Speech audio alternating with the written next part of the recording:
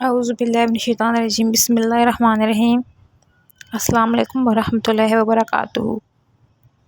ناظرین، آج کے دن جو بھی شخص یہ عمل کر لے گا، صرف 41 مرتبہ یہ سورت پڑھ لے گا، اللہ تعالیٰ اس کو تمام فکر و فاقہ سے نجات دے دے گا۔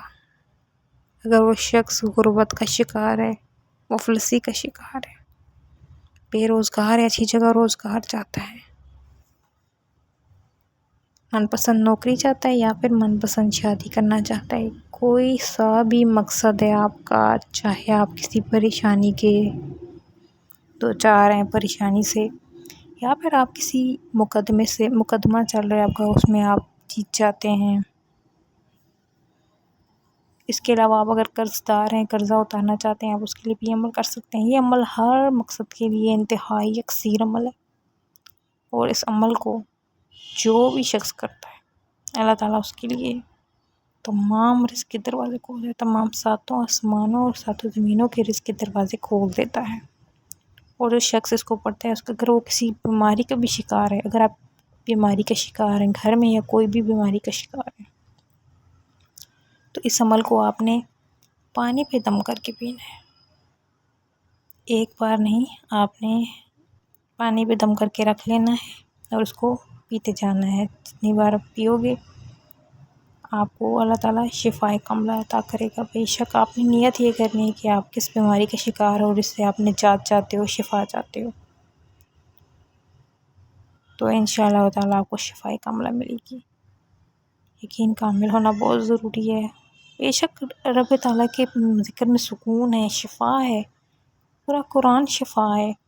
بیماریاں، پریشانیاں، غم، یہ سب انسانی زندگی کا حصہ ہیں، لیکن ان سب کو ختم کرنے کے لیے الحمدللہ ہمارے پاس قرآن، نماز، جو ہماری زندگی میں تمام بگڑے کاموں کو سنور جاتے ہیں، ہمارے دلی سکون ملتا ہے سجدہ کر کے۔ بے شک اس میں کوئی شک نہیں ہے، اللہ پاک کے ذکر میں سکون ہے۔ ناظرین، بہت سارے لوگ شکوہ شکایت کر رہے ہوتے ہیں کہ ہمیں وظائف سے فائدہ حاصل نہیں ہوتا، تو وہ سب سے پہلے تو 5 وقت کی نماز کی پابندی کریں، کثرت سے استغفر اللہ پڑھیں۔ استغفر اللہ پڑھنے کے اتنے زیادہ فضائل ہیں کہ میں آپ کو بتانا شروع کر دوں تو ویڈیو ختم ہو جائے گی، بہت ہی طویل ہو جائے گی، پر یہ اس کے فضائل ختم نہیں ہوں گے۔ بس اتنا کہوں گی کہ استغفر اللہ جو بھی شخص کثرت سے پڑھتا ہے، اللہ تعالیٰ اس کے سمندر کی جھاگ کے برابر بھی گناہ ہوں گے تو معاف کر دے گا، چاہے زمین سے لے کے آسمان تک بھی ہوں گے تو معاف کر دے گا۔ معاف کرنے والی ذات ہے، رحمان رحیم ہے، بے شک۔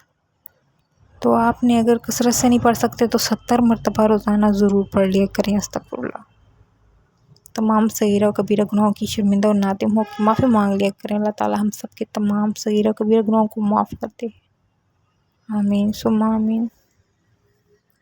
ناظرین، اب چلتے ہیں وظیفے کی طرف، توجہ کیجیے گا۔ سب سے پہلے آپ نے اعوذ باللہ من الشیطان الرجیم بسم اللہ الرحمن الرحیم پڑھتی اپنے مقصد کی نیت کر لینی ہے۔ نیت کرتے ساتھ ہی آپ نے سب سے پہلے، آپ اگر بے روزگار کی نیت کر لو، آمدنی کم ہے، اس کے لیے اولاد نرینہ چاہتے ہیں، بے اولاد ہے، اولاد چاہتے ہیں، آپ کا کوئی سا بھی مقصد ہے، آپ اس کی نیت کر لیں، ہر جائز مقصد کے لیے عمل کر سکتے ہیں۔ نیت کرتے ساتھ ہی آپ نے سب سے پہلے جو پڑھنا ہے وہ ہے سورہ کوثر، انا اعطیناک الکوثر فصلی لربک وانحر ان شانئک هو الابتر۔ بہت ہی مختصر صورت ہے، قرآن کی سب سے مختصر صورت ہے یہ، ہر کسی کو زبانی یاد ہے۔ اس کو آپ نے سورہ کوثر کو آپ اپنے دائیں ہاتھ کی انگلیوں پہ پڑھ لیں یا پھر تسبیح کے دانوں پہ پڑھ لیں، صرف اور صرف 41 مرتبہ۔ ناظرین، سورہ کوثر پڑھنے سے پہلے آپ نے درود ابراہیمی کو پڑھنا ہے 7 مرتبہ۔ پہلے آپ نے اعوذ باللہ من الشیطان الرجیم پڑھا، بسم اللہ الرحمن الرحیم پڑھ کے مقصد کی نیت کی، فوری طور پہ درود شریف پڑھا 7 مرتبہ، جو درود ہم نماز میں بھی پڑھتے ہیں، درود ابراہیمی، درود پڑھ کے پھر آپ نے سورہ کوثر کو پڑھنا ہے۔ سورہ کوثر کو آپ نے 41 مرتبہ پڑھ لینا ہے۔ جب آپ سورہ کوثر 41 مرتبہ پڑھ لو تو اس کے بعد آپ نے جو پڑھنا ہے وہ ہے لا الہ الا اللہ، لا الہ الا اللہ، لا الہ الا اللہ۔ اس کو آپ اپنے انداز میں اسی طرح 61 مرتبہ پڑھنا ہے، 61 ٹائم آپ نے اس کو پڑھ لینا ہے۔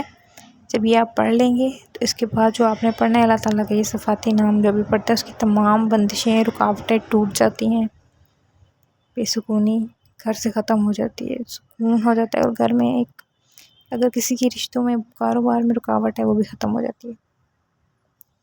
یا ذوالجلال والاکرام، یا ذوالجلال والاکرام، یا ذوالجلال والاکرام۔ اس کو آپ اپنے انداز میں اسی طرح 100 مرتبہ پڑھ لیں، 100 مرتبہ۔ 100 مرتبہ پڑھنے کے بعد آپ نے آخر میں پھر وہی درود جو شروع میں پڑھا تھا پڑھ لینا ہے۔ درود پاک پڑھنے کے بعد آپ نے دعا کے لیے ہاتھ اٹھانے ہیں، عاجزی اور انکساری کے ساتھ۔ عاجزی اور انکساری کے ساتھ آپ نے دعا مانگنی ہے۔ دعا کے بھی کچھ آداب ہیں اور وظائف کے بھی کچھ آداب ہیں۔ عمل کے دوران آپ نے کسی سے بات نہیں کرنی، نہ ہی آپ سے کوئی بات کرے، پوری یقین کامل توجہ کے ساتھ دھیان سے ٹھہر ٹھہر کے آپ نے پڑھنا ہے، تیزی اور جلد بازی نہیں کرنی۔ بھکاری بن کے آپ نے دعا مانگنی ہے، اور اب جس مقصد کی نیت کی تھی اس مقصد کے لیے دعا کرنی ہے۔ اللہ تعالیٰ آپ کو اس مقصد میں کامیاب کرے جس مقصد کے لیے آپ نے یہ وظیفہ کیا ہے، اور اللہ تعالیٰ میرا سنانا اور آپ کا سننا ہی اپنے بارگاہ الہی میں قبول فرما لے۔ آمین ثم آمین۔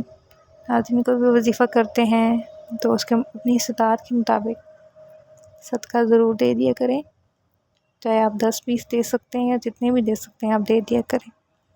صدقہ مصیبتوں، آفتوں اور بلاؤں کو ٹال دیتا ہے۔ بے شک اللہ تعالیٰ ہم تمام مسلمانوں کا اپنے حفظ و امان میں رکھے، تمام امت مسلمہ کو دنیا اور آخرت میں کامیاب کرے اور اپنے امان میں رکھے۔ آمین ثم آمین۔ جزاک اللہ خیر۔